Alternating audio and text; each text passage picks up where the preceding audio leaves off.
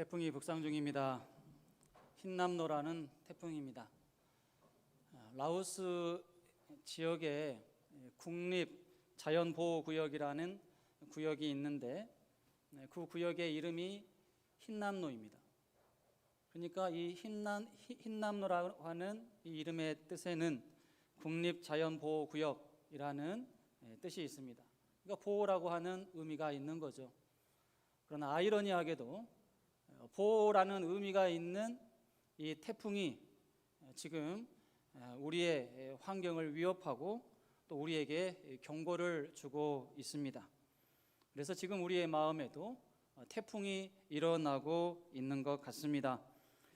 그러나 태풍으로 인하여서 마음이 흔들리지 않기를 바랍니다. 요동치지 않기를 바랍니다. 마음을 강하게 하시기를 바랍니다.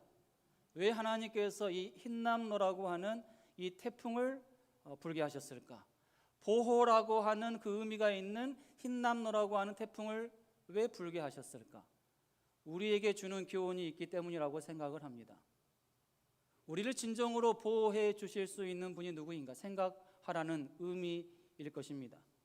여러분, 하나님께서 우리를 보호해 주신다라는 이 사실 확실하게 믿으시기를 바랍니다.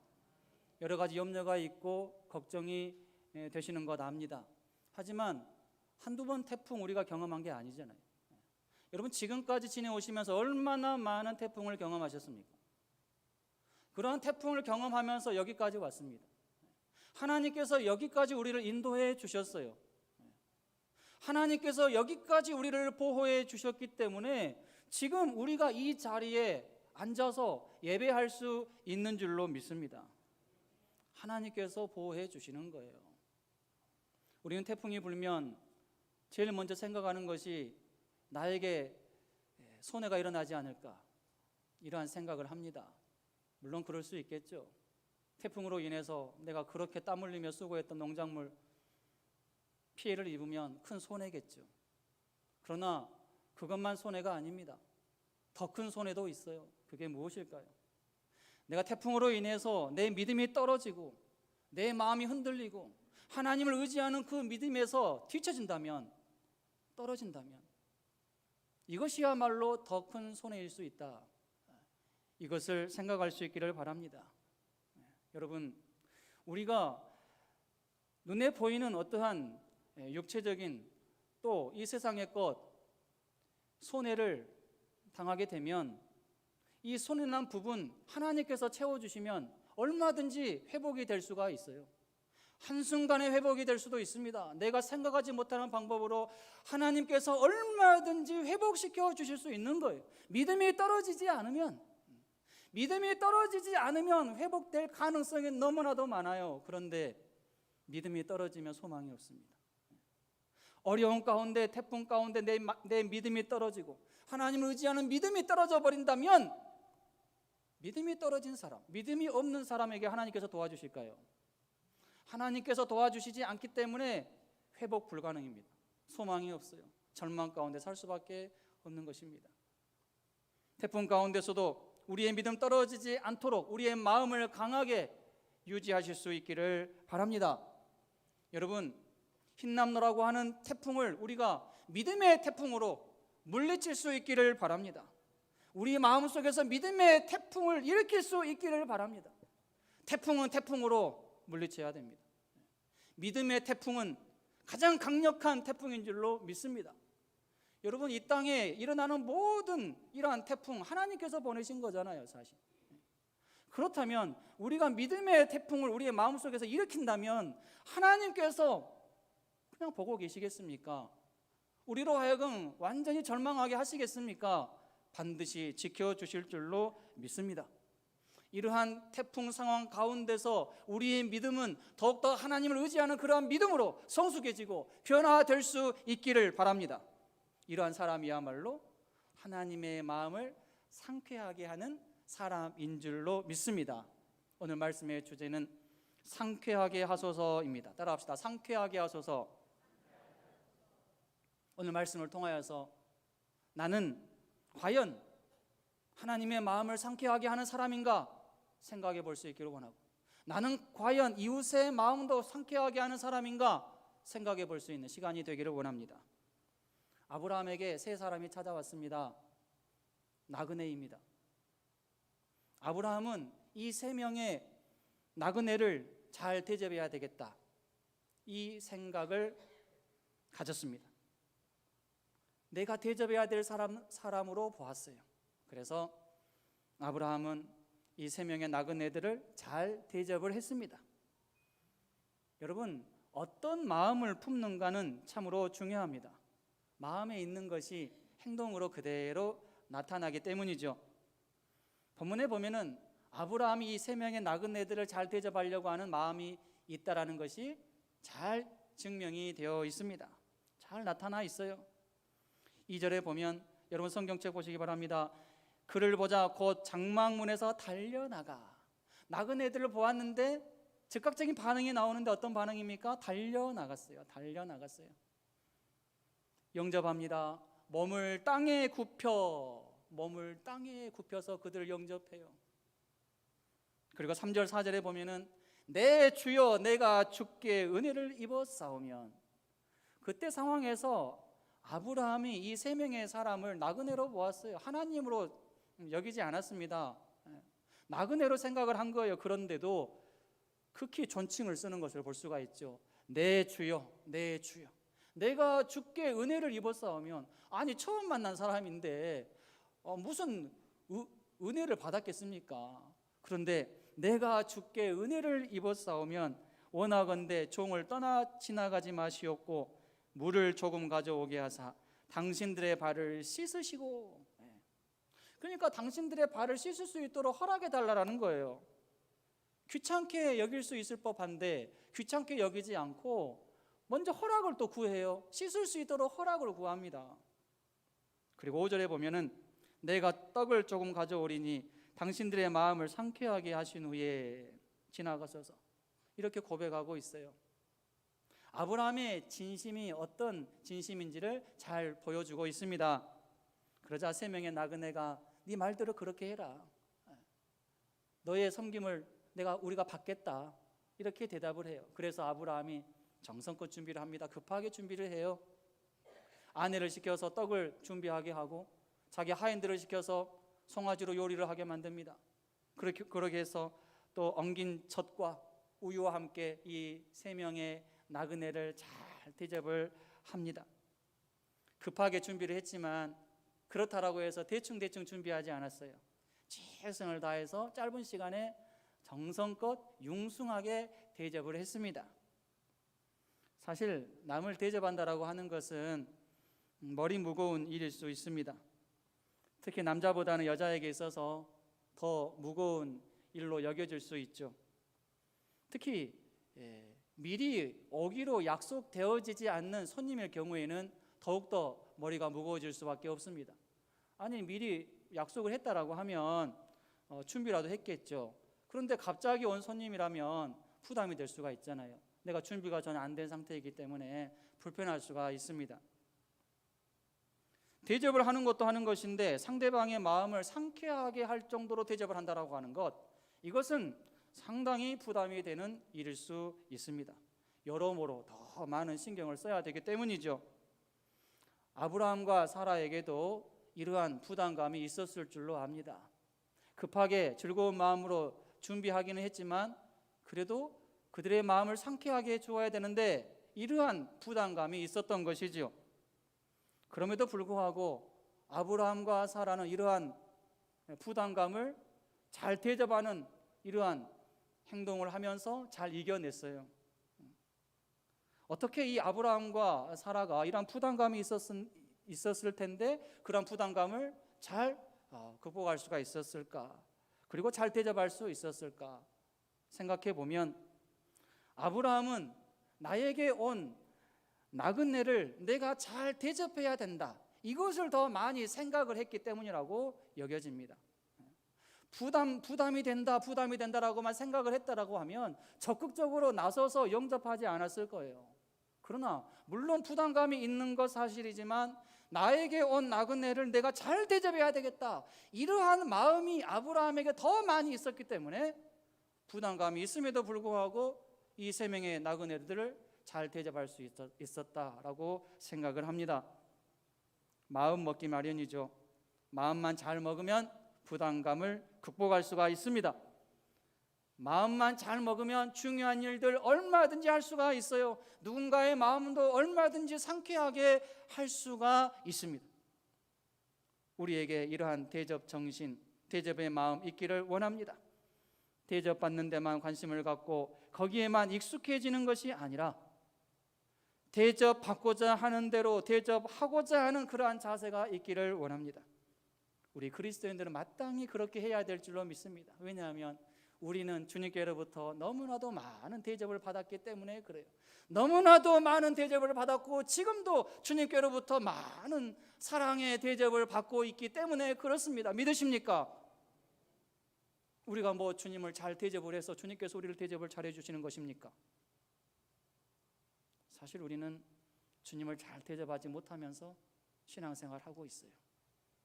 참으로 부끄럽게 신앙생활 할 때가 얼마나 많습니까? 주님을 잘 대접해 드리기는커녕 주님의 마음을 아프게 할 때가 얼마나 많습니까? 그럼에도 불구하고 우리 주님은 우리를 버리지 않죠. 그래도 우리를 향해서 내 자녀다 이렇게 말씀하시면서 우리를 잘 대접해 주시는 거예요. 우리를 떠나시지 않습니다. 얼마나 감사합니까?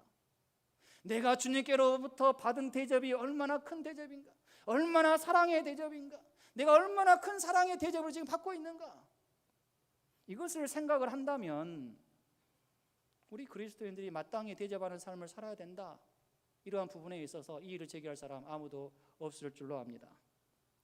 우리를 향한 주님의 대접은 주님의 생애를 통해서 확실하게 증명되어졌습니다. 이 땅에서 태어나실 때부터 사시는 것, 또 고난 당하시고 죽으시는 것, 부활하시는 것, 승천하시는 것, 이러한 모든 예수님의 생애를 통해서 확실하게 증명이 되었어요. 우리를 얼마나 대접하시기를 원하시는지, 우리를 얼마나 사랑하시는지 이것이 증명이 되었어요. 이 사실을 깊이 묵상하고 우리도 주님을 잘 대접하고 주님의 마음을 상쾌하게 하고 이웃의 마음도 상쾌하게 하는 그러한 삶을 살아갈 수 있기를 바랍니다. 억지로 하는 대접, 마지못해서 하는 대접은 대접하는 자나 대접받는 자나 모두가 다 괴롭습니다. 모두의 마음을 불편하게 할 수밖에 없어요. 마음이 준비가 안 되었는데 억지로 하게 되면 반드시 번전 생각이 납니다. 손해봤다고 생각하게 돼요. 그래서 내가 이렇게 대접을 했는데 내가 대접한 사람이 나에게 잘해주지 않아요. 나를 대접해주지 않습니다. 그러면 속이 상합니다. 내가 대접했는데 왜 나를 대접하지 않는가? 억울하게 생각하죠. 심지어는 원수로 여기기도 합니다. 서로를 괴롭게 하는 대접이라면 차라리 대접을 안 하는 것이 낫습니다. 굳이 돈을 쓰면서 괴로운 관계가 될 필요가 없잖아요. 아니, 열심히 땀 흘려서 수고해서 번 이 물질을 가지고 대접을 했으면 좋은 일이 있어야죠. 좋은 결과가 있어야 되는데 서로 관계가 더 껄끄러워지고 원수가 된다면 그러한 대접해야 되겠습니까? 안 해야죠. 안 하는 게 훨씬 낫습니다. 대접은 마음이 준비되었을 때 기쁜 마음으로 하는 것이죠. 이러한 대접이야말로 대접하는 자나 받는 자 모두의 마음을 상쾌하게 만드는 것입니다. 제가 하고 싶은 말씀은 이것입니다. 추석 명절 주간인데 명절 주간에 또 명절 기간에 서로 대접을 잘 하면서 보내자는 것입니다. 제가 이렇게 말씀드리니까 목회자를 잘 대접하라는 말씀인가 보다 이렇게 생각하지 마시기 바랍니다. 오해하지 마시기 바랍니다. 그런 의도로 말씀드린 것이 아닙니다. 오직 우리 주위에 있는 나그네와 같은 자들, 우리의 대접이 필요한 사람들, 그러한 사람들을 잘 대접하자라는 취지에서 말씀을 드리는 것입니다. 추석에는 흩어졌던 가족들이 모입니다. 대접할 일이 많아요. 가족뿐이겠습니까? 때로는 우리 집에 손님들도 찾아옵니다. 동네 사람들도 찾아오기도 하죠. 많은 친척들도 찾아오기도 합니다. 그럴 때 대접을 잘 하라는 그러한 의도에서 말씀을 드리는 것입니다. 대접하는 것이 힘들지만 기쁨으로 잘 대접합시다. 잘 준비해서 기쁨으로 잘 대접합시다. 특별히 명절 때는 남편이 아내를 많이 챙기고 많이 대접해 주어야 된다고 생각을 합니다. 아무리 그래도 명절 때는 남자가 더 편하잖아요. 그렇지 않습니까? 여자가 더 바쁘잖아요. 동의하십니까? 남편분은 동의 안 하십니까? 동의하셔야 돼요. 동의하셔야 됩니다. 여기서 남자분들 대답을 잘 하셔야 돼요. 남편분들보다 아내분들, 여자분들이 얼마나 바쁩니까? 참 바빠요. 때문에 명절 때 남자들은 여자들을 특별한 마음으로 특별한 대접을 잘 해 주어야 된다라고 생각을 합니다. 그래야만이 아내가 힘을 내어서, 여자들이 힘을 내어서 기쁨으로 가족과 손님들을 잘 대접할 수 있을 것이기 때문입니다. 그리고 명절이 끝나면 고생한 아내를 위해서 위로와 격려의 표시로 예쁜 옷도 사주시고 멋진 곳에서 맛있는 음식도 사주시면 좋겠다, 그 생각을 합니다. 그러면 결국 또 누가 대접을 받습니까? 남자가 대접을 받는 것 아닙니까? 남자가 여자를 또 잘 대접해주면 여자가 또 남편을 또 잘 대접을 해주면서 정말로 서로 사랑의 관계가 형성이 될 줄로 믿습니다. 이번 명절이 서로 대접을 잘 하면서 여러분과 함께하는 온 가족 그리고 친척, 이웃이 행복하고 즐거운 명절이 되기를 바랍니다. 대접을 잘했네 못했네 하면서 불평하고 짜증내면서 싸우는 불행한 명절 되지 않기를 바랍니다. 아브라함과 사라의 융숭한 대접으로 인하여서 3명의 나그네들은 맛있게 음식을 먹습니다. 그리고 마음이 상쾌해졌어요. 맛있게 먹는 그 모습을 보면서 아브라함과 사라의 마음도 상쾌해졌을 줄로 믿습니다. 모두가 다 상쾌해지는 즐거운 시간이 되었습니다. 여러분, 내 나름대로 열심히 준비해서 대접을 했는데 먹는 사람이 맛있게 먹지 않으면 불편하죠. 마음이 상쾌해지지 않습니다. 힘이 빠질 수밖에 없어요. 그런데 내가 아무리 열심히 수고해서 음식을 준비를 해도 먹는 사람이, 받는 사람이 즐겁게 받고 맛있게 먹으면 힘이 나는 거죠. 보람이 있습니다. 즐겁습니다. 그래서 대접하는 자나 받는 사람, 수고하는 자나 그 수고를 받는 사람 모두가 다 즐거워지고 마음이 상쾌해질 수가 있습니다. 상대방을 상쾌하게 하는 사람이 됩시다. 이런 사람이 되는 것에 관심을 갖고 노력합시다. 최선을 다합시다. 이러한 사람 주위에는 항상 사람이 몰려들게 되어 있어요. 그리고 칭찬할 것입니다. 정말로 나의 마음을 상쾌하게 해주는 저 사람이 복을 받았으면 좋겠다. 하나님께서 저 사람에게 복을 주셨으면 좋겠다. 이러한 기도를 하게 되어 있는 것이죠. 남의 마음을 상쾌하게 하면서 살기를 원하는 그러한 주님의 마음도 우리는 생각을 해야 됩니다. 그렇게 살기를 주님께서 원하시는 거예요. 산상수훈에 보면 예수님께서 하신 말씀이 있죠. 화평하게 하는 사람은 하나님의 아들이라 일컬음을 받게 될 것이다. 화평하게 하면서 살라는 거죠. 어떻게 화평하면서 살 수 있을까요?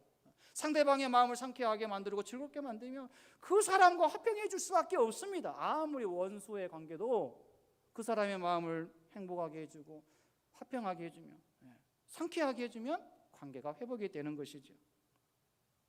아브라함이 나그네라고 생각했던 이 세 사람, 이 세 사람은 실제로 누구입니까? 한 분은 바로 하나님이시고 2명은 천사였습니다.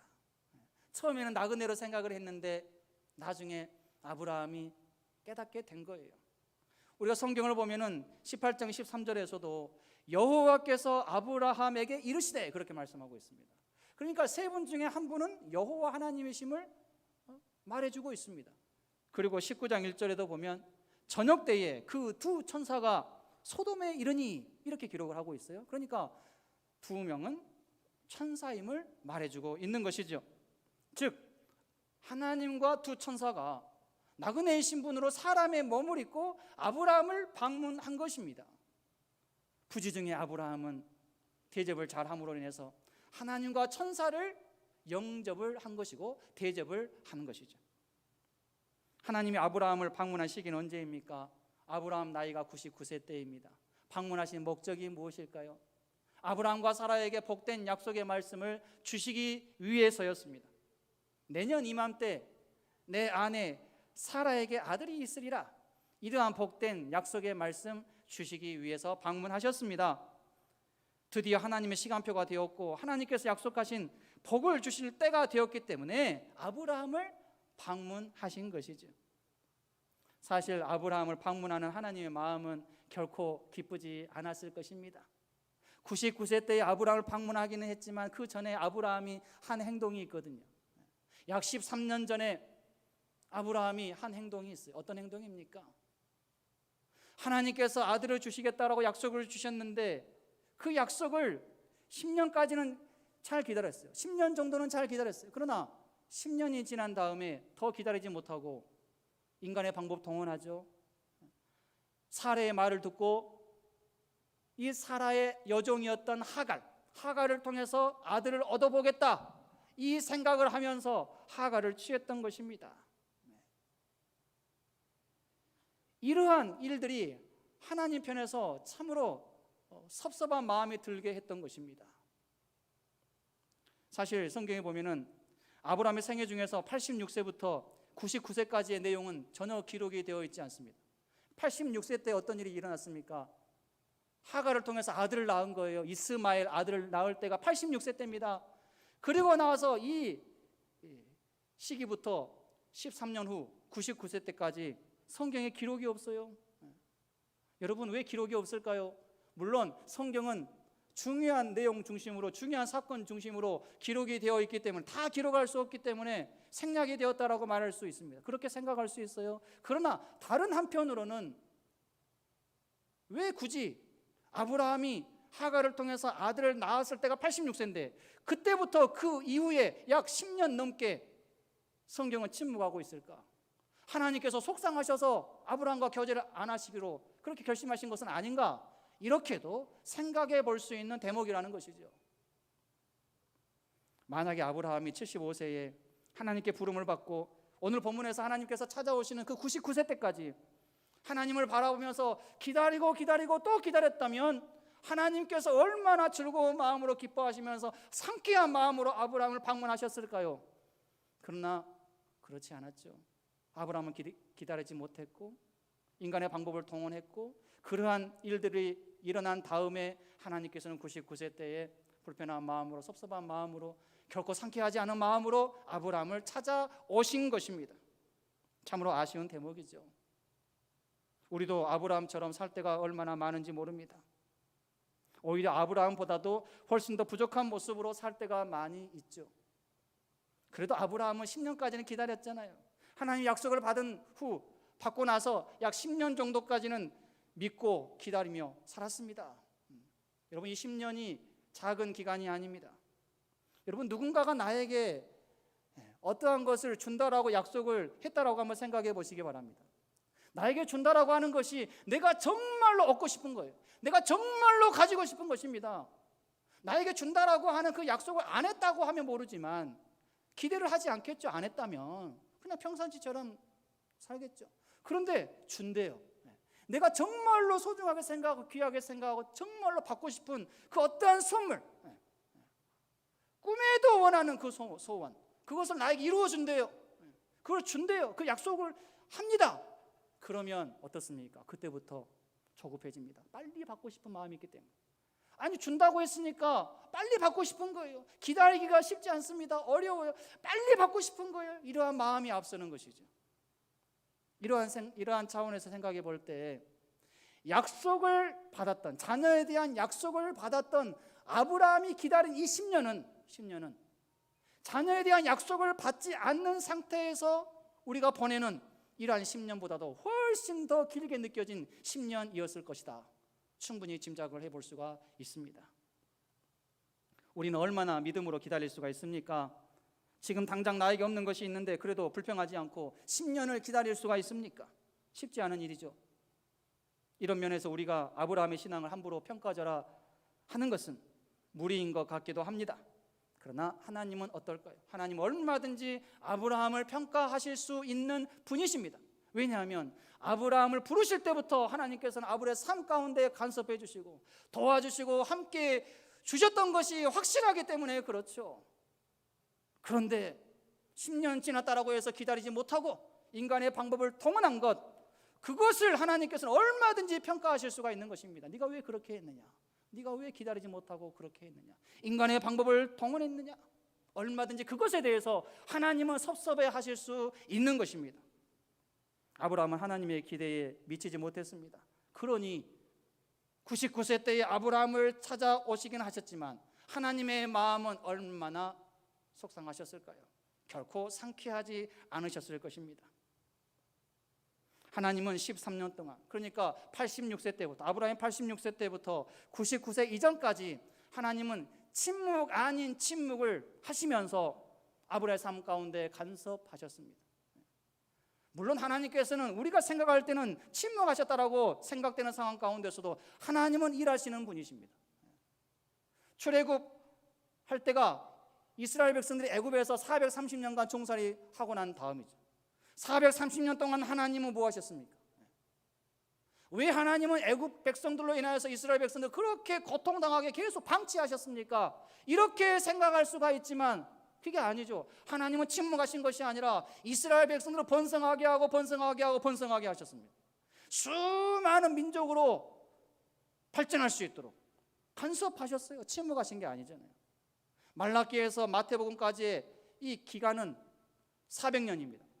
중간기 400년이라고 하는데 400년 동안에 하나님 왜 침묵하셨습니까? 성경에 기록이 없는데요. 어떤 일을 하셨습니까? 뭐 하셨습니까?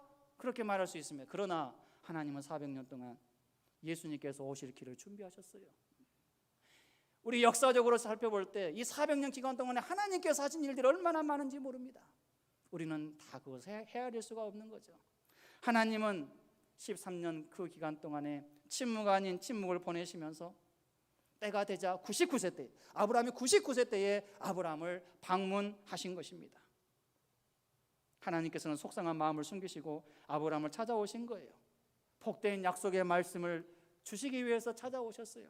내년 이맘때 내 아내 사라에게 아들이 있으리라, 이 말씀을 주셨어요. 속상한 마음은 있지만 그래도 하나님께서 하신 그 말씀에 책임을 지시는 거죠. 복된 약속의 말씀을 주셨습니다. 사라의 반응은 무엇입니까? 아브라함의 반응은 무엇입니까? 아브라함의 반응은 17장에 나와 있어요. 똑같은 말씀을 하나님께서 하셨는데 그때 아브라함이 웃었어요. 내 나이가 지금 몇 세인데? 99세인데 어떻게 100세의 아들을 낳을 수가 있겠습니까? 말이 되는 소리를 하세요. 웃었어요. 그런데 18장에서 오늘 읽지는 않았지만 18장에서 사라도 웃습니다. 사라도 웃어요. 하나님께서 복된 약속의 말씀을 하시는데 내년에 주시겠다라고 하신 말씀에 사라가 웃습니다. 웃어요. 믿지 못하겠다라는 그러한 의미로 웃었습니다.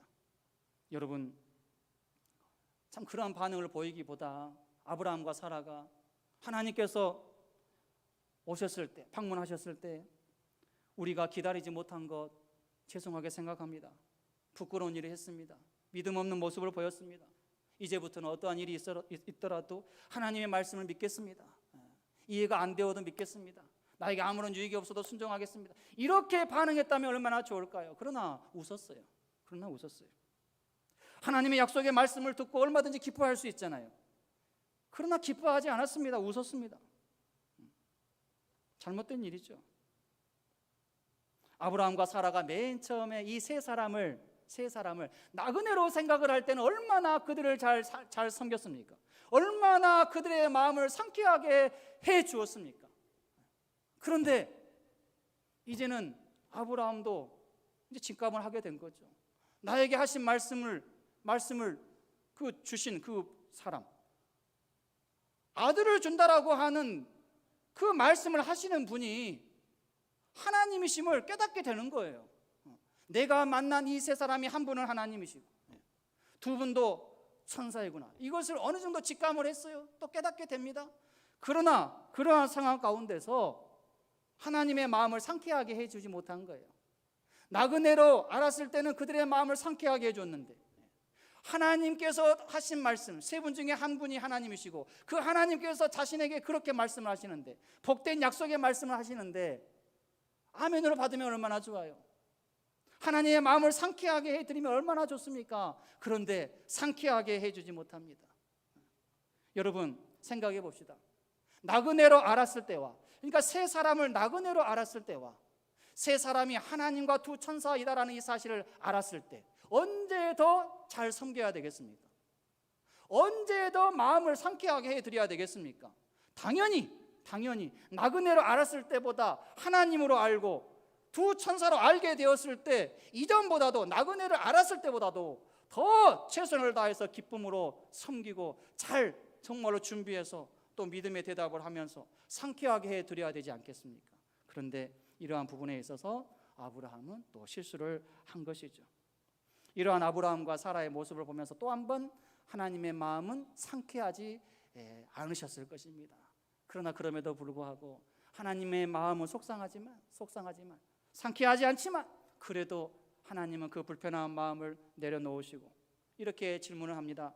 13절에서 하나님께서 너에게 아들이 있게 될 것이다, 사라에게 아들이 있게 될 것이다, 이 말씀을 하시고 나자 사라가 웃습니다. 그러자 하나님께서 사라에게 왜 사라가 웃느냐, 여호와께 능하지 못한 일이 있겠느냐, 이러한 말씀을 하십니다. 그리고 결국에는 어떻게 됩니까? 아브라함과 사라의 마음을 상쾌하게 해주셨습니다. 정말로 웃을 수 있도록 은혜를 주셨어요. 할렐루야. 하나님께서 말씀하신 대로 내년 이맘때에 사라가 임신하게 되었고 아들 이삭을 낳게 되면서 품에 안고 정말로 기쁘게 웃을 수 있게 되었습니다. 아브라함과 사라는 하나님의 마음을 상쾌하지 못하게 했는데 하나님께서는 아브라함과 사라의 마음을 상쾌하게 해주셨던 것입니다. 여기서 우리는 하나님의 사랑을 깨닫게 되죠. 우리를 향한 하나님의 사랑은 옹졸한 사랑이 아닙니다. 하나님의 사랑을 제대로 묵상하시기 바랍니다. 성경을 읽으면서 하나님 어떤 분이신가 제대로 알아야 됩니다. 하나님은 우리를 괴롭히시기 위해서 창조하신 분이 아닙니다. 우리에게 복을 주시고 우리와 함께 교제하시기 위해서 우리를 창조하신 분이십니다. 하나님이 인간을 창조하시고 심히 좋아하셨어요. 마음이 한없이 상쾌해 주셨습니다. 그런데 인간의 죄가 하나님의 마음을 상쾌하지 못하게 했습니다. 사탄의 마음만 상쾌하게 했을 뿐이죠. 여러분, 죄는 무엇입니까? 하나님의 마음을 신뢰하지 못하고 믿지 못하는 것, 이것이 바로 죄입니다. 아브라함은 복의 근원이었지만 순간적으로 이 부분에서 실수했어요. 하나님의 약속의 말씀을 신뢰하면서 기다리기보다는 인간의 방법을 쓰면서 자신의 소원을 이루려고 했습니다. 결국 하나님의 마음을 상쾌하게 해드리지 못했습니다. 우리 모두 하나님의 마음을 상쾌하게 하는 사람이 됩시다. 그리고 이웃의 마음도 상쾌하게 하는 사람이 됩시다. 그러면 하나님은 몇십 배로 우리의 마음을 상쾌하게 해 주실 줄로 믿습니다. 사라가 이삭으로 인하여서 웃었던 것처럼, 나오미가 이 자신의 며느리가 낳은 손자로 인하여서 정말로 웃었던 것처럼 우리의 마음에도 이러한 웃음이 있을 수 있도록, 상쾌해질 수 있도록 복을 주실 것입니다. 하나님은 우리가 이렇게 살아가기를 원하십니다. 이것을 기대하십니다. 우리 모두 이 한 주간을 보낼 때 하나님과 또 주변의 사람을 상쾌하게 하며 보낼 수 있기를 주님의 이름으로 축원합니다.